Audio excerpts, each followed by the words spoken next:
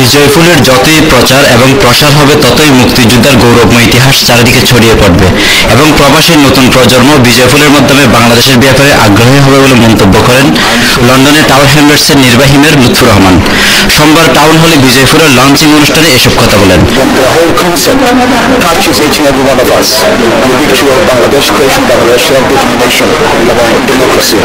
তারা সবাই আমি ধন্যবাদ জানাই এবং তারা সবাই লাগে আমি সমান, আমি শেয়ার করি ফিলিংস। নতুন প্রজন্মের প্রতিনিধিরা অতিথিদের বিজয় ফুল পরিয়ে দেওয়ার মাধ্যমে অনুষ্ঠান শুরু করা হয়।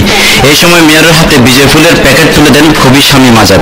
মেয়রের অফিসে এসে এটা আবারও বুঝলাম যে বিজয় ফুল এমন একটি সুযোগ, এটা হচ্ছে লাক্সারি একটা প্রযুক্তি, অত্যন্ত সহজে নতুন প্রজন্মের কাছে আমাদের দেশের কাহিনী তুলে ধরতে পারবে এবং ভবিষ্যতে সমস্ত জাতি সত্তার একটা সম্পৃক্তিকরণ এর মাধ্যমে সম্ভব।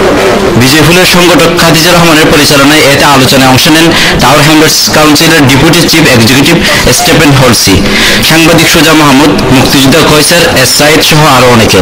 অনুষ্ঠানে উপস্থিত সকলেই কাউন্সিল ফান্ডেড আফটার স্কুলে এবং সরকারি বিভিন্ন পর্যায়ে বিজয় ফুলকে পরিচিত করতে নির্বাহী মেয়রের সহযোগিতা কামনা করেন।